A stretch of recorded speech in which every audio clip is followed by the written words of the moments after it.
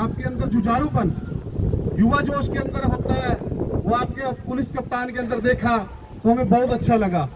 क्योंकि आप उस दिन भी थाना का निरीक्षण करने आए तो जाखल मंडी के अंदर जब मैंने आपसे एक छोटी सी मांग रखी, क्योंकि जाखल का जो छोटा सा एरिया, ये फ्लड मंडी है मैडम जी हमारी, तो यहाँ पर बॉर्डर एरिया के कारण नशा तो बहुत है, परंतु पिछले कुछ समय से हमारे एसएचओ साहब भी अच्छा काम कर रहे हैं। अगर पुलिस अच्छा काम करेगी तो हम उसकी तारीफ करेंगे, क्योंकि लोगों ने यहाँ पर मुझे भी चेयरमैन बनाकर भेजा। अगर मैं पुलिस की, मैं मैडम जी सच बोलने में नहीं आपसे झिझकूंगा, अगर पुलिस काम नहीं अच्छा करती तो हम करना भी लगाते हैं, परंतु एसएचओ साहब ने पीछे जाखल में थोड़े से समय में चोरियां, मैं सारी नहीं कहूंगा, नशे के कारण चोरियां हो रही हैं, उसका भी बड़ी अच्छे तरीके से रिकवरी करी। रात को भी हमारी गश्त ठीक हो रही है, मुनीस जी हैं और एसएचओ साहब ड्यूटी लगा रहे हैं, तो काफी रात को चोर भी पकड़े, क्योंकि मेरे को 12 बजे 2 बजे कभी बार मोहल्लों से फोन आता है।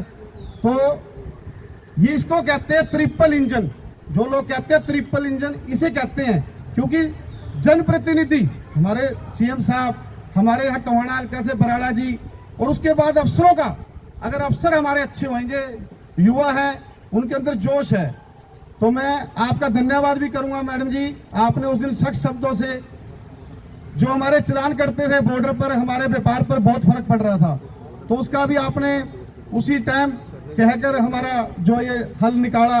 परंतु आपने सख्त शब्द ये भी कहा, 3 राइड, काली फिल्म, ड्रिंकिंग और बिना प्लेट का, उसके लिए हम भी सिफारिश नहीं करते।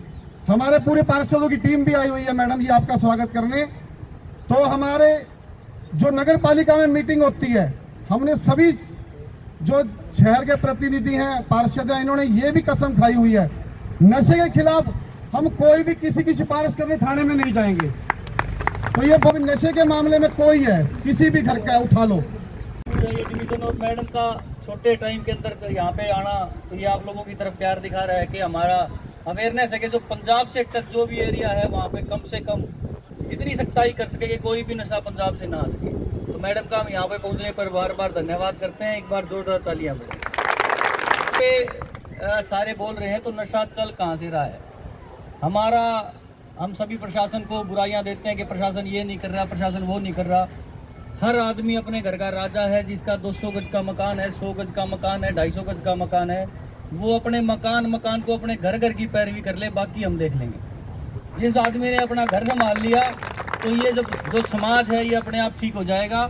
नशा आने का सबसे पहला कारण क्या चल रहा है कि जो यूथ है जैसे ही +2 कर रहा है वो अपने सीनियर के पास जा रहा है तो उसे सीनियर बोलता है अगर आप गांजा ट्राई करेंगे, बीट ट्राई करेंगे तो आपकी जो सीटिंग है पढ़ने की वो 2 घंटे की बजाय 5 घंटे हो जाएगी। और वो बच्चा उसको ट्राई करता है, वो 2 घंटे की जगह 5 घंटे बैठना स्टार्ट करता है। 1 महीने बाद वो नशा असर करना बंद कर देता है, फिर वो अफीम खाना स्टार्ट करता है, फिर वो अफीम बंद कर देती है। 2 महीने बाद फिर वो चिट्टा पीना स्टार्ट करता है और वो चिट्टा उस बच्चे को मार देता है। और हमारे पेरेंट्स क्या सोच रहे हैं कि हमारा बच्चा नशा नहीं कर रहा, वो किस लिए? क्योंकि चारों नशे के अंदर स्मेल नहीं है। हमारी माताएं बहनें सिर्फ दारू को बुरा मानती हैं। जब भी हम दारू पी के आते हैं उन्हें लगता है कि इसने नशा कर रखा है। टैबलेट्स के नशे में स्मेल नहीं है। तो हमारी माताओं बहनों का इतना फ़र्ज है, खासकर आप जो बहनें बैठी हैं, अपने भाई को ऑब्जर्व किया करो, क्या वो आपके बीच में बैठ रहा है, पहले कैसा था, अब उसकी एक्टिविटीज़ क्या चेंज हो रही हैं, क्या वो अकेला बैठ रहा है, किसी को फेस नहीं कर पा रहा। अगर वो भाग रहा है आपके बीच में से और पेरेंट्स को फेस नहीं कर पा रहा और फैमिली को फेस नहीं कर पा रहा तो 100% वो कहीं ना कहीं गलत रास्ते पे चल रहा है। और ख़ासकर मैं आप बहनों को बोलना चाहूँगा कि पहले जो माताएं होती थी वो जब कपड़े धोती थी तो बच्चों के पैंट चेक किया करती थी, बच्चों के भी, अपने हस्बैंड के भी। आप भी जब आपके भाई की पैंट दो या बच्चे की पैंट दो तो उसकी पॉकेट जरूर चेक करें। कोई भी अगर नशा कर रहा है, कोई भी गलत टॉफी खा रहा है, कुछ भी खा रहा है, उसका रैपर पॉकेट में ज़रूर मिलेगा और हमें पता लग जाएगा कि बच्चा गलत रास्ते पे चल पड़ा है। तो हमें फर्स्ट है उसमें उस बच्चे को पकड़ना है कि ये बच्चा कहाँ जा रहा है। तो सबसे पहले अपने घर को रोक लेंगे। प्रशासन बहुत ज़्यादा कार्रवाई कर रहा है हमारा, पहले जितनी भी FIR थी उससे ज़्यादा हम डबल कर रहे हैं, डबल रिकवरी कर रहे हैं। तो इस चीज़ पे आपको घबराना नहीं है कि प्रशासन काम नहीं कर रहा है। आप जितना सहयोग कर सकते हैं उतना कीजिए, आपके घर घर को संभाल के रखिए, उससे ज़्यादा हम कुछ नहीं कहेंगे। दूसरा एक चीज़ और हमारी आ रही है साइबर के ऊपर। साइबर के ऊपर अगर हमारे बच्चे की किसी की भी वीडियो किसी तरीके से AI से बन के अगर वायरल हो जाती है तो उसको घबराने की जरूरत नहीं है। हम देख रहे हैं कि हमारे बच्चे सुसाइड की तरफ भाग रहे हैं, घबरा जाते हैं, यार मेरी वीडियो वायरल होगी, मैं कैसे घर पे बताऊंगा, कैसे क्या करूंगा। तो सबसे पहले तो अपने पेरेंट्स के साथ हर रोज आधा घंटा बैठा करें बेटे, शाम को आधा घंटा बैठे ही बैठे। अगर आपकी किसी भी तरीके से कोई भी वीडियो वायरल हो रही तो आपके पेरेंट्स को विश्वास होना चाहिए कि ये बच्चा मेरा नहीं है, ये AI द्वारा बनाया गया है। अगर आप पेरेंट्स के पास बैठ ही नहीं रहे तो आप उसको विश्वास नहीं दिला पाएंगे कि आप गलत है या ठीक है। तो आधा घंटा ज़रूर अपने पेरेंट्स के पास बैठें। मैं आपको बताना चाहूँगा, ये मेरी 5वीं नौकरी है। मैं 17 साल की उम्र में सबसे पहले पंजाब पुलिस में लग गया था, उसके बाद रेलवेज़ में लग गया था। तो मैंने नौकरियाँ छोड़ता रहा हूँ और पकड़ता रहा हूँ, सिर्फ इसलिए कि जो फर्स्ट जॉब आप लग रहे हैं ना, आप उसी जॉब से सेटिस्फाई हो रहे हैं। आपने अगर HKRN की पकड़ ली, आप उससे संतुष्ट हो गए, आप कलरक की पकड़ ली, उससे सेटिस्फाई हो गए। आगे जो है ज़िंदगी आपकी बाहें खोल के खड़ी है, तो आपको उसको कैश करना है बेटा, कैश करो ज़िंदगी को जितना कर सकते हो। हमारी सारी ट्रेन, सारे प्लेन हमारे फ्री हैं। एयर इंडिया हमें 50% फ्री देता है, ट्रेन हमारी फ्री है, कहीं भी घूमो आप, बस हमारी पुलिस की वजह से फ्री हैं। तो सारी चीज़ें हमारे लिए फ्री हुई हैं। क्यों? क्योंकि हमने एक जगह पे सेटिस्फाई नहीं हुई। अपनी दादी के पैर दबाएं, और बच्चे अपने बेट लड़के हैं वो अपने दादा के पास बैठ के पैर जरूर दबाएं बेटा। जितनी भी रुकावटें होंगी, नौकरियां अपने आप मिलती चली जाएंगी, मैं इतना आपको विश्वास दिला रहा हूँ। और मैं बीच बीच में आता रहूँगा। अभी सीनियर ऑफिसर्स आए हैं तो इनकी 2 बातें सुनेंगे। तो धन्यवाद, आपने ध्यान से सुना। साहब ने बहुत ही कम शब्दों में हर एक अपनी बात रखी, नशे के विरुद्ध के किस तरह से युवाओं ने, हमारे बच्चों ने माता पिता की सेवा करनी है, अपना भविष्य आगे लेकर जाना है। ये बहुत ही एक काबिले तारीफ थी कि चंद शब्दों में अपनी बात को रखना। बच्चों, मैं सिर्फ एक बात में अपना संबोधन खत्म करना चाहूंगा कि नशा हमें जड़ से खत्म कर रहा है और इसे बचाने के लिए हमें दीवार की तरह आगे आना पड़ेगा और अपनी मजबूती से आगे बढ़ना पड़ेगा। हमें अपने समाज को जागरूक बनाना होगा। अगर आपके आसपास कोई भी नशा कर रहा है, आपका कोई साथी है, कोई सहयोगी है, कोई स्टूडेंट है, उसे रोकें, उसे समझाएं, एक जागरूक समाज की तरफ आगे बढ़ें। धन्यवाद। जय हिंद, जय हरियाणा।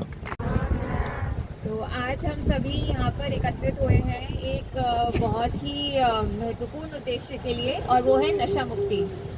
बच्चों, नशा आज हमारे पूरे समाज के लिए बहुत ही गंभीर विषय बन चुका है, और ये आपको ध्यान रखना होगा कि नशा कभी भी अचानक से नहीं शुरू होता। ये अक्सर जिज्ञासा से शुरू होता है, दोस्तों के दबाव से, पीयर प्रेशर से। और एक बार ट्राई तो करके देख लो, इस तरह की बातों से, इस तरह की सोच से शुरू होता है। लेकिन यही आपने यदि एक बार ये नशा जो ले लिया, शुरू कर लिया, ये धीरे धीरे आपकी आदत बनेगी, फिर आपकी लत में बदल जाएगी। और जब तक आपको इसका एहसास होगा तब तक बहुत देर हो चुकी होगी। इसलिए बच्चों, मैं आपको आज जागरूक करने आई हूँ नशे के दुष्प्रभाव के बारे में। क्योंकि बच्चों, नशा केवल आपके शरीर को तक सीमित नहीं रहता, वो आपके पूरे मस्तिष्क को कमज़ोर तो करता ही है, आपकी सोचने समझने की शक्ति को ख़त्म कर देता है, आपके जो सेल्फ कॉन्फिडेंस है, आपका आत्मविश्वास है, उसको ख़त्म कर देता है, और आपको आपके सपनों से बहुत दूर कर देगा। मैंने अपने टाइम में इतने बच्चे देखे जिनका इतना ब्राइट फ्यूचर था, क्लास में टॉपर थे। एक बार मेरी पिछली पोस्टिंग में लड़का मुझसे मिलने आया, वो क्लास में अपने स्कूल का टॉपर था, और वो गलत संगति में पड़ गया, नशे में पड़ गया, और वो कहाँ अपने माँ बाप का नाम रोशन करता, और अब वो अपने माँ बाप के लिए लाइबिलिटी बन चुका है। तो नशा यही करेगा। स्टार्टिंग में जैसा कि DSP साहब ने भी आपको बताया कि कोई लोग आपको इस तरह से भ्रमित करेंगे कि ये आपकी बैठने की शक्ति को बढ़ाएगा वगैरह वगैरह, बट ये सब झूठ है, इसमें कोई भी सच्चाई नहीं है, कतई सच्चाई नहीं है। और आप मानेंगे नहीं, नशा ऐसे आप करते रहेंगे तो नशा आपको अपराध की ओर धकेल देगा, आपके परिवार टूट जाते हैं, रिश्ते बिखर जाएंगे, और आपका पूरा जीवन बर्बाद हो जाएगा। बच्चों, ये आपका सबसे महत्वपूर्ण, सबसे इम्पोर्टेंट दौर है। ये समय है कि आप इस समय में बड़े सपने देखें, उनको साकार करने के लिए खूब मेहनत करें, और छोटे सपने नहीं देखिए, बड़े सपने देखिए। चाहे डॉक्टर बनना हो, इंजीनियर बनना हो, खिलाड़ी बनना हो, कलाकार बनना हो, अधिकारी बनना हो, जो भी आप बनना चाहते हैं उसके लिए आप आज से ही मेहनत शुरू करें। और याद रखिए, सफलता का कोई शॉर्टकट नहीं है। मेहनत, डिसिप्लिन और धैर्य, ये ही सफलता की असली कुंजी है। और बच्चों, कभी भी असफलता से डरना नहीं है, क्योंकि असफलता आपको सफलता के लिए जो एक सीढ़ी है, उसी का हिस्सा है, उसी का पार्ट है। ये आपको मजबूत बनाती है, आपको सिखाती है, और आपको आगे बढ़ने की प्रेरणा देती है। हम सब अपनी लाइफ में असफलता देखते हैं। मैंने जब यूपीएससी की तैयारी करी, मैं 2 बार फेल हुई। 2 अटेम्प्ट मैंने दिए। पहले अटेम्प्ट में मैंने प्रीलिम मेरा पास नहीं हुआ। सेकेंड अटेम्प्ट में मेरा प्रीलिम बार है, उससे जल्दी पैसा, ऐशो आराम की ज़िंदगी और रुतबा मिलेगा। लेकिन ये एक बहुत बड़ा भ्रम है, क्योंकि आज कानून बहुत ही सख्त है। ड्रग्स से जुड़े लोगों के खिलाफ हम कड़ी कार्रवाई कर रहे हैं। उनने जितनी भी ड्रग्स के कारोबार से संपत्ति बनाई है उसको कुर्क कर रहे हैं।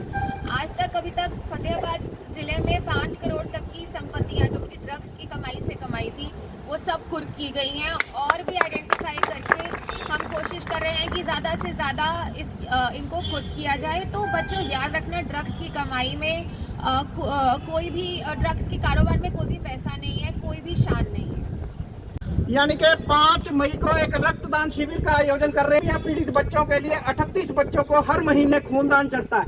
हमारी संस्था कल खूनदान कैंप लगा रही है। कर्नल ग्रुप ऑफ इंस्टीट्यूशंस के लिए हम लोग एक बड़ा बखूबी,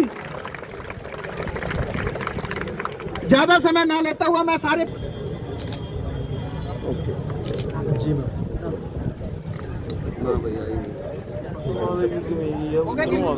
हाँ जी, होगी सर। बहुत बहुत